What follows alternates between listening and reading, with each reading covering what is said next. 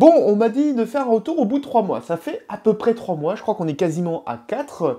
J'ai fait une grosse partie de l'hiver avec ce home trainer. Je l'ai eu un petit peu tardivement et on n'est pas encore totalement sorti de l'hiver, surtout au niveau du temps, hein, parce qu'il pleut encore beaucoup et il fait encore super froid. À croire qu'on est encore resté en décembre. Mais ça me permet de vous faire un bon retour par rapport à ce home trainer et c'est pas plus mal parce que sur la fin, je me suis rendu compte d'un petit souci et je vous en parle bien évidemment dans cette vidéo. Ce home trainer, c'est le Van Rysel D900, comme vous l'avez vu dans le titre de la vidéo. Et je vais rapidement vous rappeler les caractéristiques de ce home trainer et ce qui est fourni également avec celui-ci. Bon, j'ai pas tout en tête, donc j'ai une petite fiche là. Alors, pour ce qui est de la compatibilité au niveau des vélos, donc on a les vélos qui seront quasiment tous compatibles, sauf les Cervélo P5 et les Cube Athènes. Donc attention, ces deux-là ne sont pas compatibles avec ce home trainer.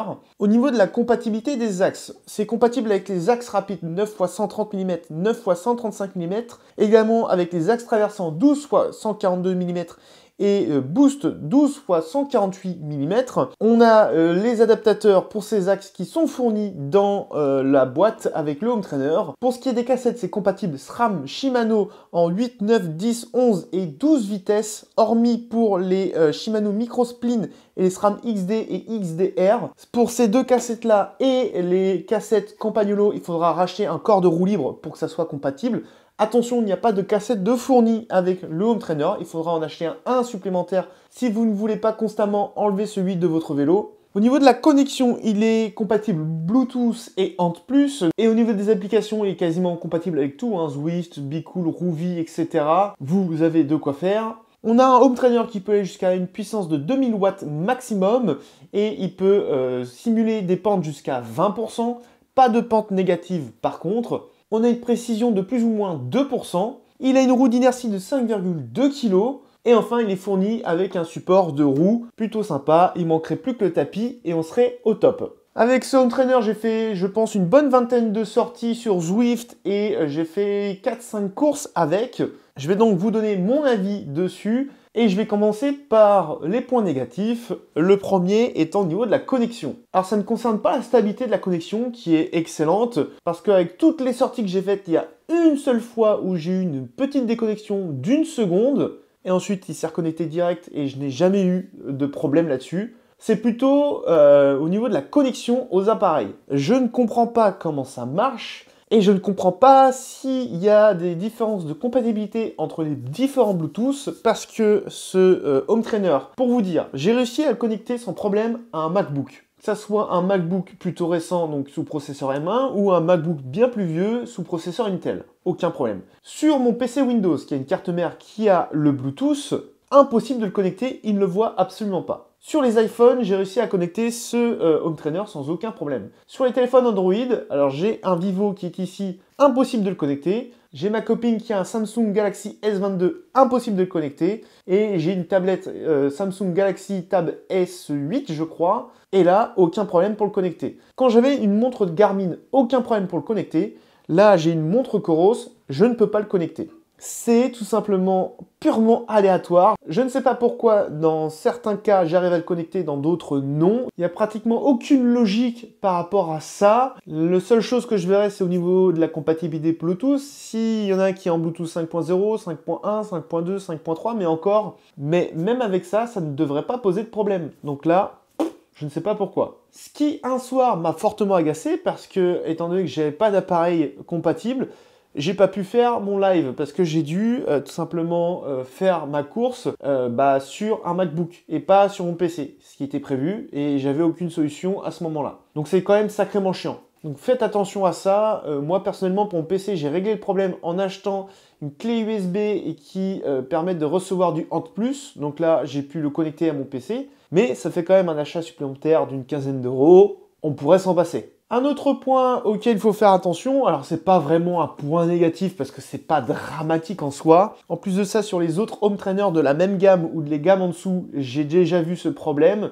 Il est récurrent. C'est au niveau de la cadence qui est affichée. tant que l'on pédale et qu'on met de la force, qui a en fait une certaine résistance lorsqu'on appuie, et que le corps de roue libre, en fait, il ne tourne pas dans le vide, la cadence, il n'y a aucun problème. Elle est parfaitement affichée, elle me paraît très cohérente, j'ai pas de problème là-dessus. Là où ça pose problème, c'est quand, lorsqu'on vient pédaler et qu'on passe par exemple d'une pente de 10% à une pente négative, donc la résistance va être diminuée au minimum, ce qui fait qu'on va pédaler dans le vide si jamais on ne rajuste pas sa vitesse. Et là, la cadence peut être, comment dire, en mode roue libre, tiens. Quand on va légèrement pédaler dans le vide, eh bien la cadence va faire un petit peu n'importe quoi, ce qui fait qu'on peut avoir des valeurs un petit peu aléatoires, allant de quasiment 140 en coups de pédale par minute, et parfois il va redescendre à 40. Voilà, donc il est un petit peu perdu, étant donné que c'est le système ici qui prend la cadence. Eh bien, il essaye plus ou moins d'estimer la cadence. Donc, lorsqu'on pédale en roue libre, eh bien, je pense qu'il est un petit peu perdu. Bon, ça arrive dans de rares cas. Une fois que vous repédalez et qu'il y a de la résistance pour faire avancer le mécanisme, là, il n'y a aucun problème. C'est vraiment lorsqu'on pédale dans le vide où il peut afficher des valeurs un petit peu farfelues. L'autre point qui est un petit peu dommage, et ce sera le dernier, c'est au niveau de la place qu'il prend et du rangement. Il n'est pas possible de plier. La barre là, si vous voulez qu'il prenne le moins d'espace, il faudra la démonter à chaque fois. C'est juste chiant. Donc il faut vraiment lui trouver une place où il ne dérangera pas. Heureusement que l'on a une poignée, parce que ça facilite quand même grandement son déplacement et son transport. Sans cette poignée, vu le poids que la bête pèse, ça aurait été très rapidement très chiant. Alors si j'ai un dernier reproche à faire, mais c'est comme la cadence, je l'ai vu dans chaque home trainer que j'ai pu tester, c'est au niveau du changement de la résistance, notamment lorsque dans le logiciel, on enchaîne très rapidement des pentes négatives à des pentes de 7% ou plus très rapidement, la résistance vient augmenter hyper rapidement et je trouve pas ça très réaliste. Je trouve que c'est trop rapide, c'est trop abrupt, là où dans la vraie vie, en fait, avec l'élan qu'on a, la résistance arriverait de façon beaucoup plus linéaire, permettant d'emmener du gros braquet un petit peu plus longtemps. Là, c'est comme si en fait la vitesse qu'on avait lorsqu'on engage la côte, elle n'existait pas. Et c'est vraiment dans les cas où on arrive très vite dans une pente et très rapidement on passe de 0 à 7% ou plus. Quand ça arrive progressivement, ça va. Et lorsqu'on arrive assez lentement dans ce genre de côte, ça va, ça change assez lentement. C'est juste ça. Après, sinon, c'est que du bon. Déjà au niveau de la construction, ça a l'air de tenir vraiment bien. J'arrête pas de le déplacer à chaque fois que je l'utilise. Donc il vient de sous mon bureau jusqu'ici et il fait l'aller-retour à chaque fois. Je l'ai cogné plusieurs fois et il a rien. Et il marche aussi bien qu'au début, aucun problème là-dessus. Comme je vous l'ai dit, la connexion est vraiment très stable. Je n'ai eu qu'une seule déconnexion et ça a duré 1 seconde. J'ai eu des cas avec des home trainers qui avaient beaucoup plus de déconnexion que ça et qui duraient bien plus longtemps, c'était bien plus gênant. On a un home trainer qui est vraiment stable, vous pouvez aller en danseuse sans aucun problème, même si au niveau de la rigidité, il faudra faire attention à ne pas faire trop de gauche-droite, parce qu'il n'est pas du tout prévu pour. Sinon, aucun problème là-dessus, pour venir le faire sauter ou le bouger, il faudra vraiment y aller comme un bourrin. D'ailleurs, au niveau d'une sensation de pédalage, eh bien c'est excellent, j'ai aucun problème là-dessus, c'est fluide. Et mis à part le cas particulier, je vous ai dit à l'instant, les transitions sont fluides. On sent facilement chaque différence de pourcentage lorsqu'on est dans une côte. Donc vraiment bien là-dessus également. Et en plus de ça, on a un home trainer qui est vraiment très silencieux. Ce que j'entendais le plus à chaque fois, c'était tout simplement mon vélo. Tout simplement les bruits mécaniques de mes vélos. Que ça soit le Mégamo ici ou le Bergamo que j'ai utilisé également, c'est simple, s'il y avait beaucoup de bruit, eh bien c'est que c'était la chaîne qui venait trop frotter sur la cassette par manque d'huile ou d'entretien. Donc suffisait tout simplement de regresser soit la chaîne, nettoyer la cassette ou autre, et c'était nickel.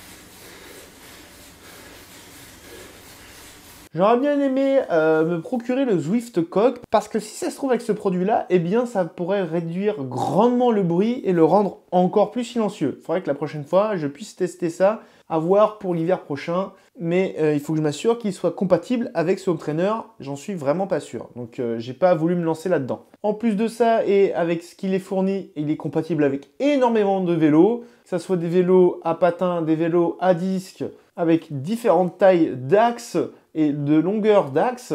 Il y a juste 2 vélos qui ne seront pas compatibles. Bon, ça ne fait pas beaucoup de vélos sur les milliers qu'il y a de dispo.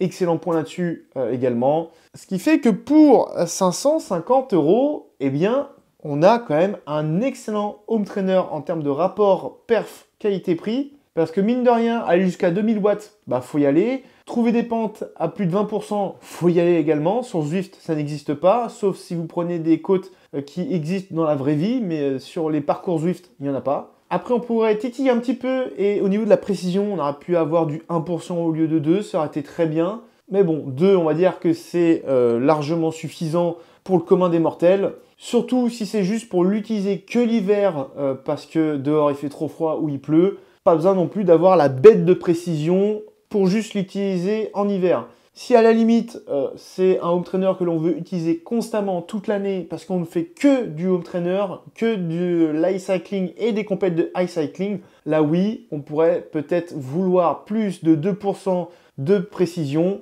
Mais là, on devrait partir sur d'autres home trainers avec d'autres budgets. Ce qui fait que si vous recherchez un home trainer avec des bonnes perfs pour pouvoir vous amuser sur vos logiciels, sur Zwift par exemple ou autres, faire des petites courses et engranger des kilomètres et des heures de vélo, bah je vous le recommande parce que pour le prix, on a quelque chose d'excellent au vu de ses caractéristiques, au vu de la connexion stable, au vu des sensations de pédalage, au vu de la compatibilité avec les vélos et de ce qu'il y a de fourni avec la boîte. On a quasiment tout de fourni, il manque juste une cassette supplémentaire pour éviter d'enlever celle de son vélo. Voilà, ce sera tout pour cette vidéo. Si jamais vous avez des questions sur ce home trainer, surtout, n'hésitez pas à les poser en commentaire, je vous y répondrai volontiers. Si jamais la vidéo vous a plu, n'hésitez pas à mettre un petit pouce bleu, à vous abonner si ce n'est pas déjà fait, à partager la vidéo ou la chaîne. Et moi, je vous dis à dans une prochaine vidéo. Ciao tout le monde. Eh bien, on peut dire qu'il est adopté, hein. On va continuer les sorties Zwift avec lui. Hein, ouais, parce que vu le temps, on n'a pas fini encore.